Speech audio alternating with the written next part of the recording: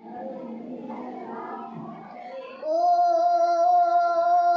परमात्मने नमः।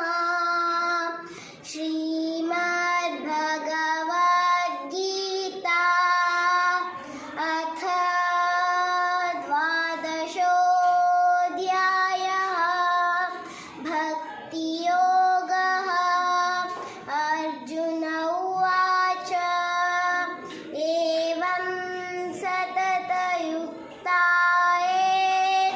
भक्तस्त्वां पर्युपासते ये चाप्यक्षरमव्यक्तं तेषां के योगवित्तमाः।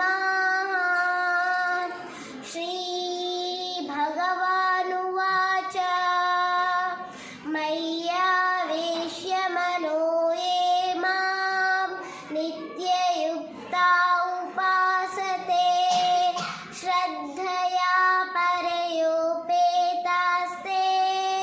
मे युक्ततमा मतः। ये त्वक्षरमनिर्देश्य अव्यक्तं पर्युपासते सर्वत्र गमचिन्त्यं च कूटस्थमचलं ध्रुवं संनियमेन्द्रियग्रामं सर्वत्र समबुद्धयः ते प्राप्नुवन्ति मामेव सर्वभूतायिते रतः।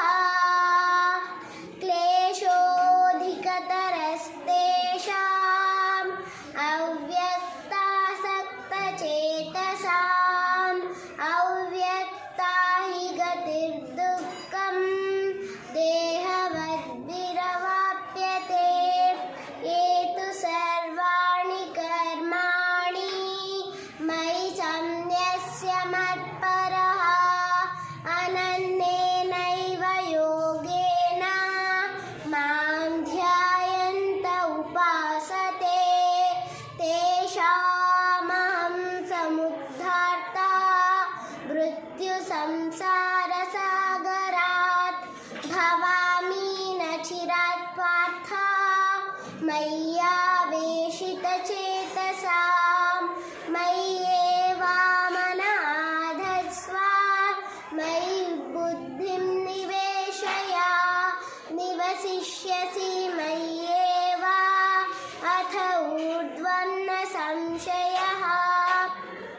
अथ चित्तं समाधातुं न शक्नोषि मयि स्थिरम् अभ्यासयोगेन ततो मामिच्छाप्तुं धनञ्जय।